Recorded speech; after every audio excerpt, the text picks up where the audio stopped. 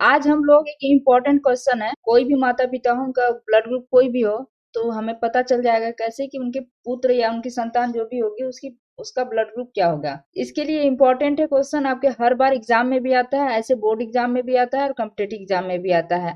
Easy है। तो आज हम समझेंगे क्या ब्लड ग्रुप के बारे में, ब्लड ग्रुप की खोज किसने की थी, और ये अगर माता का ब्लड ग्रुप ए है और पिता का ब्लड ग्रुप बी है तो उसके संतान कौन से ब्लड ग्रुप का होंगे, और उनके जो ब्लड ग्रुप है इनकी जीनी संरचना क्या है उसके बारे में हम पढ़ेंगे। तो हम पढ़ते हैं, हमने सवाल लिया है। एक सवाल है कि पिता का रुधिर वर्ग ए है तथा माता का बी है, तो बताइए कि उनकी संतान में किन किन रुधिर वर्गों के होने की संभावना है। कौन कौन सी संभावना हो सकती है, कौन कौन से ब्लड ग्रुप पाए जा सकते हैं बच्चे का जो उनकी संतान होगी। तो पहले हम जान लेते हैं कि रुधिर वर्ग की खोज किसने की थी। रुधिर वर्ग की खोज किसने की थी? कार्ल लैंड स्टीनर ने। बताइए रुधिर वर्ग कौन कौन से, ये भी जान लेते हैं। रुधिर वर्ग कौन होते हैं? रुधिर वर्ग ए, रुधिर वर्ग बी, रुधिर वर्ग ए बी और रुधिर वर्ग ओ। इस रुधिर वर्ग में एग्जाम में इंपॉर्टेंट आता है सवाल कि इसमें पूछता है कि ब्लड ग्रुप में कौन सर्वदाता है और कौन सर्वग्राही है। तो हमें पता है जो ओ है वो क्या है, वो सर्वदाता है, और जो ए बी रुधिर वर्ग है वो क्या है, ये सर्वग्राही है। अब हम जान लेते हैं कि इन रुधिर वर्गों की जीनी संरचना क्या है। रुधिर वर्ग ए की जीनी संरचना होती है आई ए,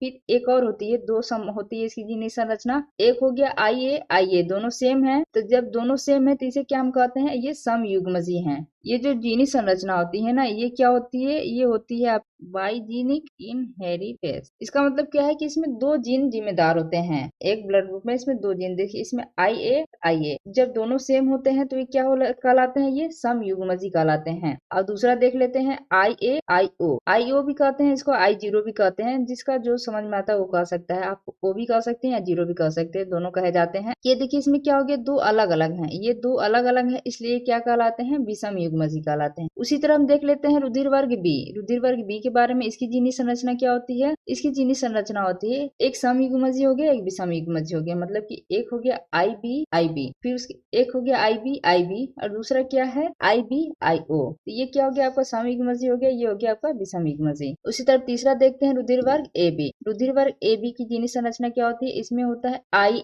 आई बी। इसकी जो है एक ही जीनी संरचना है, इसमें ना समयुग्मजी है ना विषमयुग्मजी है। ब्लड ग्रुप ओ इसके लिए भी होता है, सिर्फ एक ही है, या तो आप लिख सकते हैं आई ओ या कहीं कहीं दिया है आपके बुक में डबल स्मॉल आई। अब हम जान लेते हैं कि इसमें सवाल में क्या कर रहा है कि पिता का रुधिर वर्ग ए है और माता का रुधिर वर्ग बी है, तो बच्चे की जो रुधिर होगी उसकी क्या संभावना हो सकती है, मतलब कौन से ब्लड ग्रुप का बच्चा हो सकता है। हमने एक साइड लिख दिया, यहाँ पे लिख दिया मैंने पिता, दूसरी साइड माता। तो पिता का क्या पता है, रुधिर वर्ग ए है, ए रुधिर वर्ग, और माता का बी है। अभी हमने पढ़ा कि पिता जो ए है, इसका जो है जीनी संरचना तो आई ए और माता का जो है उसको हम कह सकते हैं आई बी। देखिए यहाँ पे है आई बी, ये क्या है, दोनों समयुग्मजी हैं। तो इसके लिए हम चार्ट बना लेते हैं। हमने मेंडल के नियम के बारे में पढ़ा, तो सबसे आसान है, आप मेंडल वाला वही चार्ट बना लीजिए। ये चार्ट बना दिया, इसके जो है ये आपकी जीन है ए आई, फिर ये देखिए ऊपर ये हो मेल का जो तीर वाला होता है ये मेल होते हैं, और जो प्लस होते हैं वो फीमेल है। तो जो मेल है इसका क्या है, पिता है, तो पिता का आई ए, फिर यहाँ पे लिख देते हैं माता का आई बी और आई बी। और फिर वही जैसे कि हमने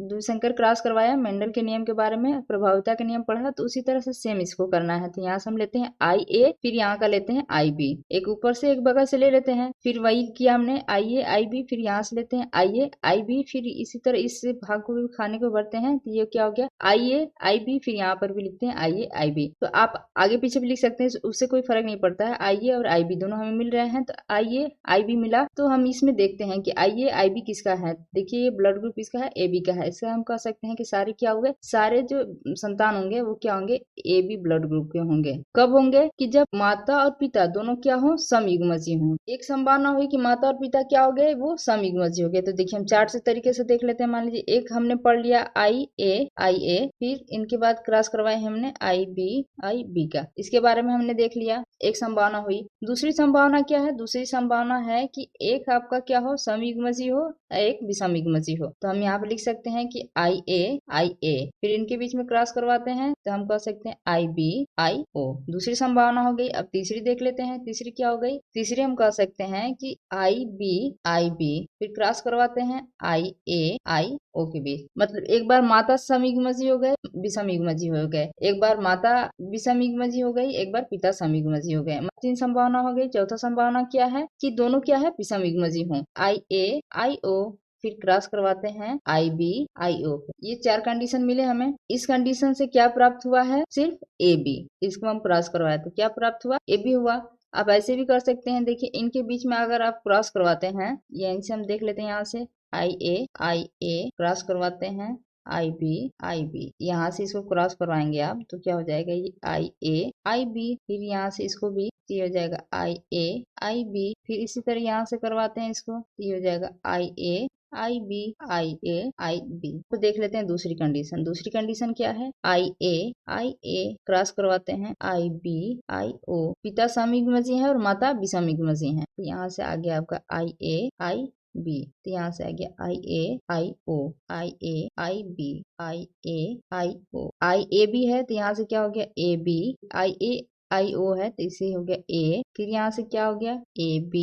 IA, IB है तो AB यहाँ से हो गया। फिर यहाँ से क्या हो गया, A। मतलब दूसरे कंडीशन में हमें क्या प्राप्त होता है, AB और A। अब उसी तरह तीसरा देख लेते हैं। तीसरा क्या कर रहा है, माता समयुग्मजी हुई और पिता विषमयुग्मजी हो गए। यहाँ पर IA, IB तो ये हो जाएगा IB, IO, IA, IB, IB, IO। फिर इस कंडीशन में क्या प्राप्त हुआ, AB ब्लड ग्रुप, फिर यहाँ से B, फिर यहाँ से AB, फिर यहाँ से B। तो तीसरे कंडीशन में क्या प्राप्त होता है, ब्लड ग्रुप AB और B। अब देख लेते हैं चौथा कंडीशन क्या कर रहा है। चौथा कंडीशन, जब दोनों लोग विषमयुग्मजी हो, माता और पिता, तो IA, IO, फिर क्रॉस करवाते हैं IB, IO। यहाँ से IA, IB, IA, IO, IB, IO। फिर यहाँ से IO। अब यहाँ से देखते हैं, यहाँ से मिल गया हमें क्या, ये AB। जीनी संरचना किसकी है, AIAO, A की, ब्लड ग्रुप A की। फिर यहाँ से भी जीनी संरचना किसकी है, IB, IO की, ब्लड ग्रुप B की। और दोनों IO अगर है तो ये किसकी जीनी संरचना है, ये जीनी संरचना ब्लड ग्रुप O की। अब यहाँ से कहाँ कौन कौन से प्राप्त हुए हमें, यहाँ से प्राप्त हो गया AB,